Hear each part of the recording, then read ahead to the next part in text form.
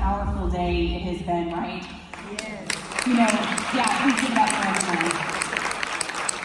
Not that I wasn't nervous already, but just as I was about to walk on stage, someone said to me, "Okay, Jill, you're the closer, bring it home."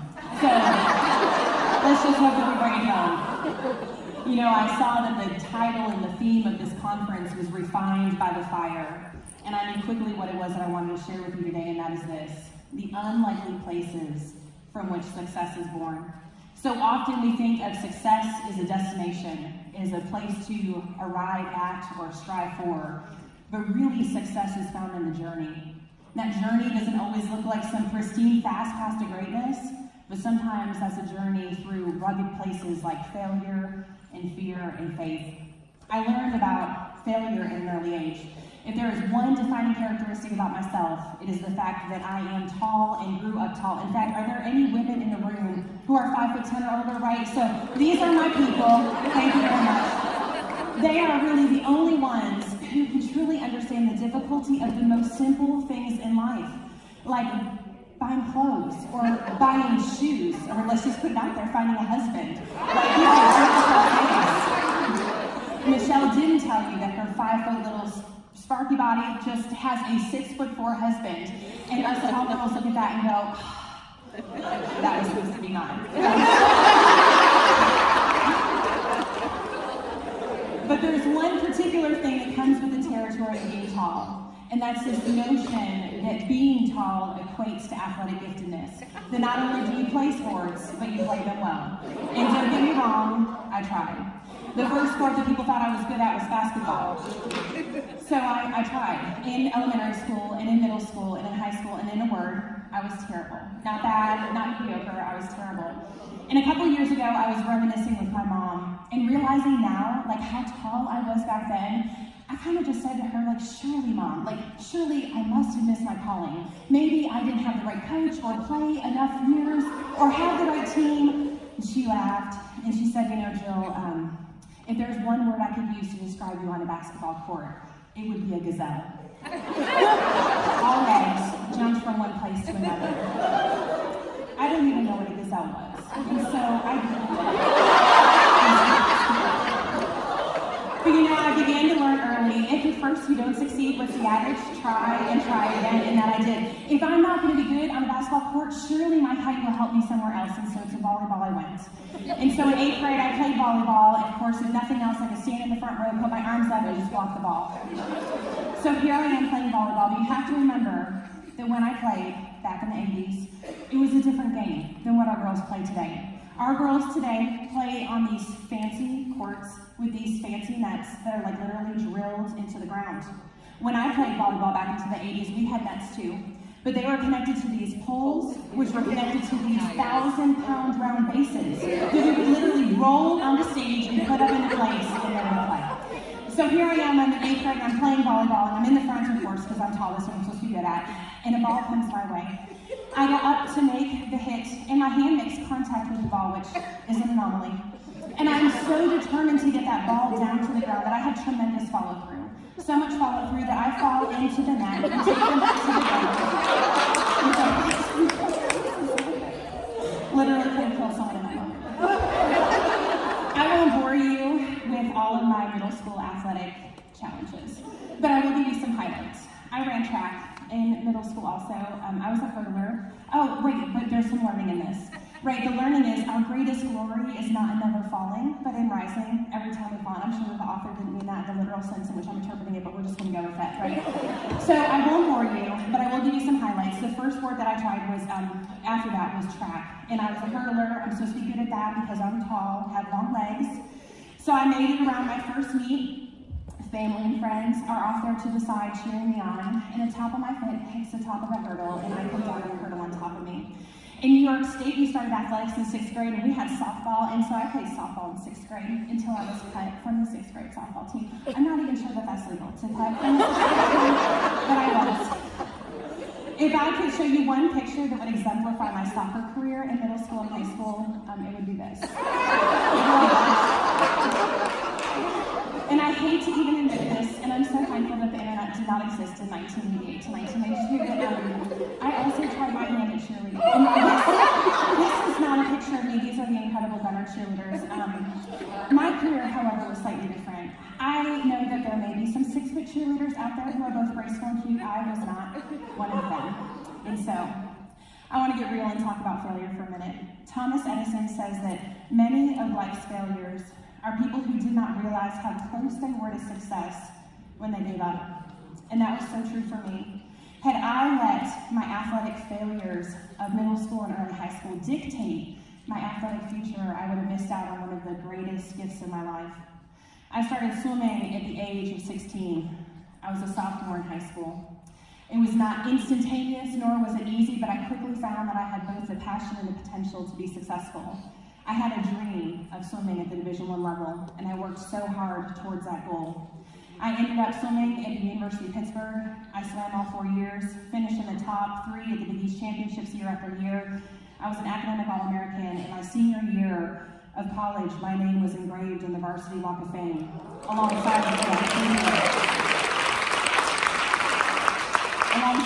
alongside names like Mike Ditka, Tony Dorsett, and Dan Marino as their Varsity Athlete of the Year.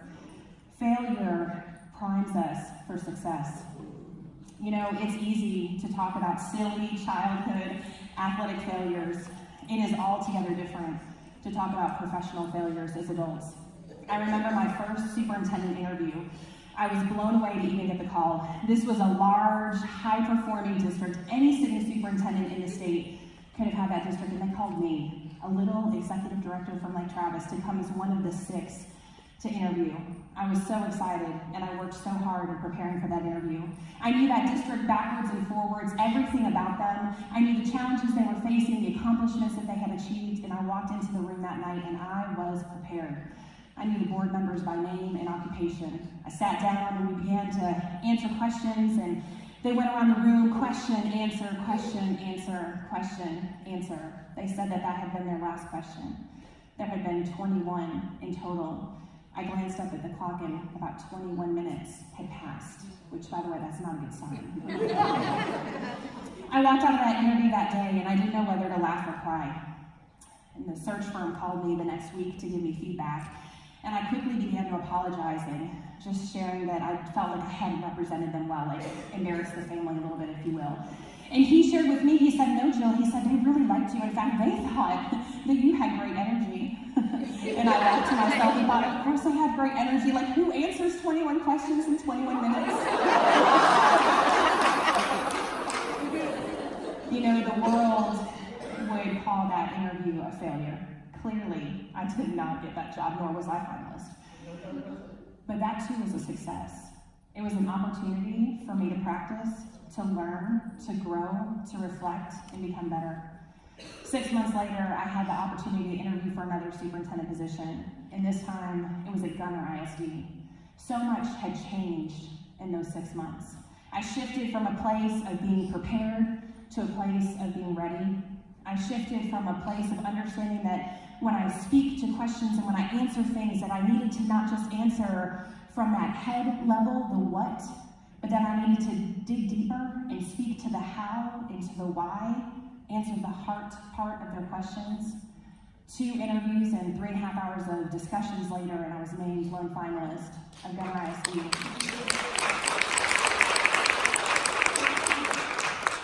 I didn't get the Gunner ISD job because I had a great interview, not because I had a great day. I got the Gunner ISD job because I had a chance at a second interview and because I had failed at the first one. Failure prepares us for success.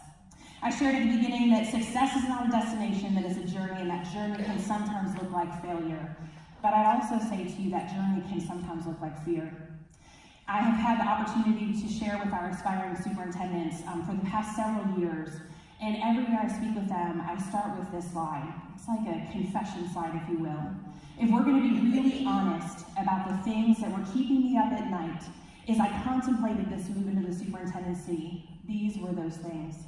I was fearful about the fact that I was ready for the job and questioning whether I was ready for the job. This was not an inappropriate fear, mind you. The very first board meeting, like I hate to even admit this, the very first board meeting I sat to from beginning to end was the night that I was hired in Gunner ISD. I was fearful about that. I was worried about moving from the Austin area. We had lived there for 16 years. We loved our friends, our family, and our church home, and I was worried that my family could be happy anywhere else. I was fearful about whether or not I would like the job. I knew enough to know that the work was hard, but I also knew enough to know that the work could be ugly.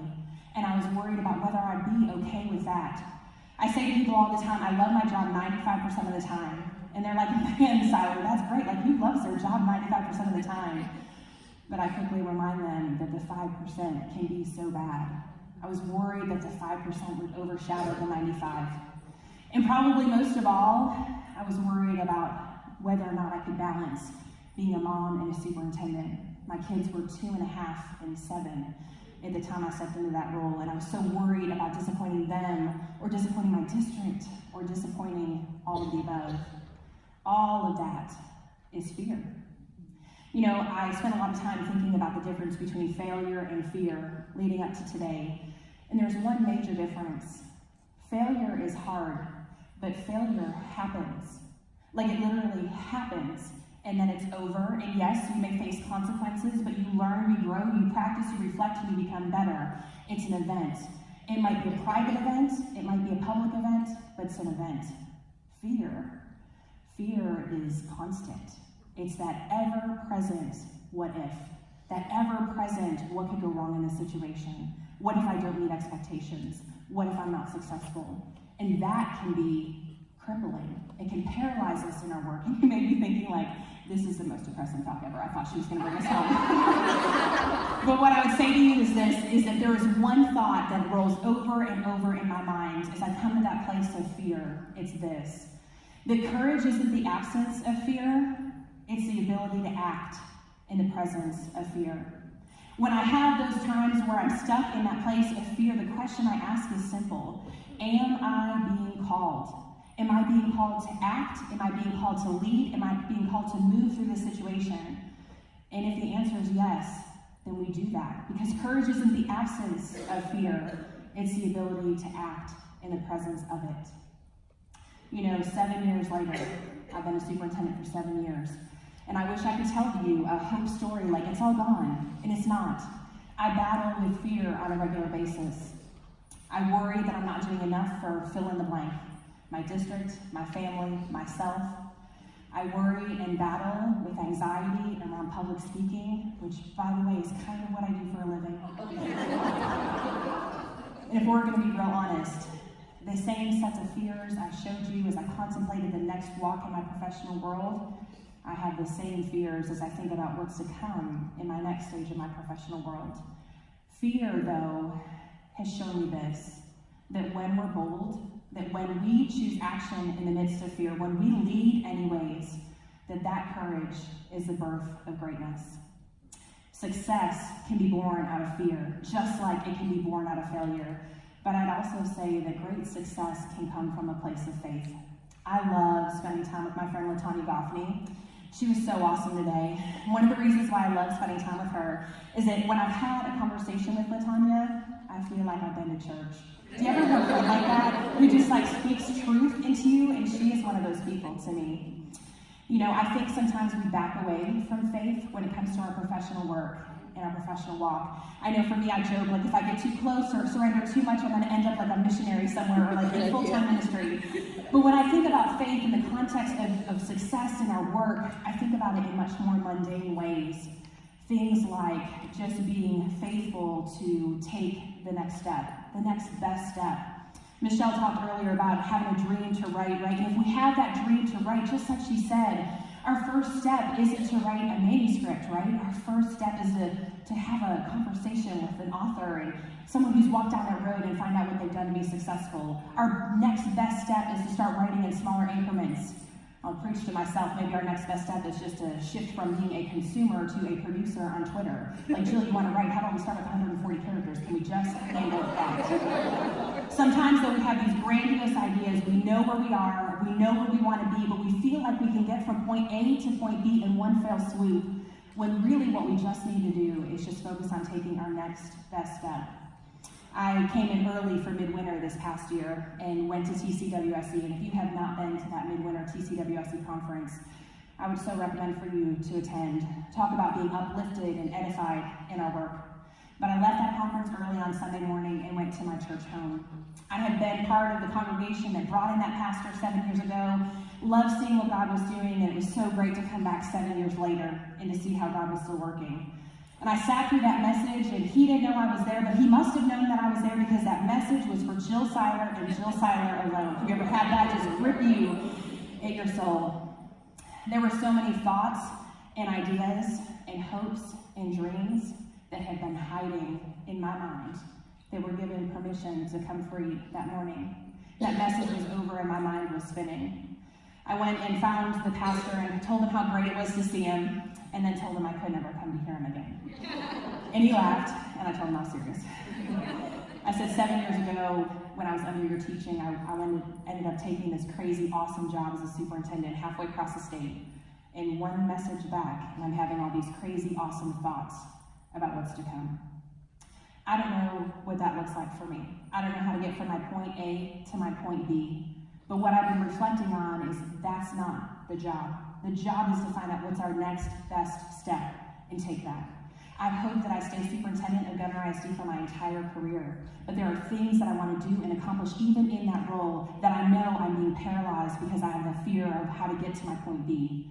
For me, my next best step after that sermon on that Sunday was to hit submit on a proposal to be here today. Not knowing why, not necessarily knowing the words that I wanted to share, but I knew that this was it. Being faithful just means taking the next best step. I also think that it means being faithful in the little things. Some of you may not be in the leadership positions that you would ultimately aspire to be in. And I would say to you, lead anyways. Your leadership ability is not defined or confined by your title, your role, or your position. Lead anyways. Find ways to make everyone and everything around you better. I was at a point in my leadership journey at one point when I desperately wanted to be at that next step. I wanted to be an assistant superintendent, and the person who was there, she was lovely, and she was going to retire someday. And my professional plan was to wait for her to retire someday, which I would not recommend as a professional plan. It was frustrating. Patience is not my core value. But I continued to grow and learn and broaden my leadership, and I'm so thankful I have people around me to do the same and encourage me to do the same. One day my boss came in, my superintendent, and he said, "Hey, we're going to change up your roles and responsibilities." And I was like, "This is great." And he said, "We're going to make you a level 2 grievance hearing officer." Friends, there's a lot of really great things that people can becoming a level 2 grievance hearing officer is not one of them. I don't know if you've ever seen Heather Land. She's a comedian who does these funny 60-second videos from her car, Heather Land. Anyone seen? Okay, you need to go Google her. So Heather Land, she shares these great stories, and one of the things that she says at the end of these rants, and she says these words, "I ain't doing it." And she says these crazy things, but she has this one phrase in the middle that says, "I would rather." And it's crazy things like, I would rather put 10 needles in my eyes than, do a CrossFit workout, or I'd rather dance a two-step on hot coals than to eat dinner on Valentine's Day at a restaurant by myself. Friends, I would rather do just about anything. They say over a level 2 grievance hearing about just about anything. But I did it, and I did it well, and I learned so much. So much on how to really listen and hear the root cause of where someone's coming from and to try to find common ground. I learned the complexities of the grievance process, how to de-escalate angry people. And now in this role, that was many years ago, not knowing that I even wanted to be here, how fortunate I was that I was faithful in the little things. I would close with these words. One of the things LaTanya quotes all the time is, "To whom much is given, much will be required." And as leaders, just like Michelle talked about, we need to be leading others. We need to be out there and growing people up. At any given time, I'm mentoring multiple people. And that doesn't mean that we ask, "Can I be your mentor? Can I be your mentor? Can I be your mentor?" What that means is that we pour into the people around us and allow those relationships to grow. But it also means that we ourselves need to be led. So often as we rise in our journeys, the people that are leading us and growing us diminish. Sometimes that's because we've already arrived at the place that we were trying to get to, and sometimes that's because those mentors have turned into colleagues and friends. But I would encourage you to seek out those people and spend time with them. Those people who challenge you, who see further in you than you see yourself. The work that we get to do as educators is the greatest work in this world. We get to change lives through education. As leaders, we get to set the vision, shape our cultures, and be that positive role model of leadership. And as women, we get to do that in the most beautiful way, a way that touches hearts and changes lives. The world needs those kinds of leaders. The world needs you. As you go down your path, remember that it's your own. Remember that success is not a destination, but it's a journey. And even if your journey takes you through dark and scary places like failure or fear, or hard places like faith, that sometimes, those are the very places from which things like greatness, hope, and success are born. Thank you.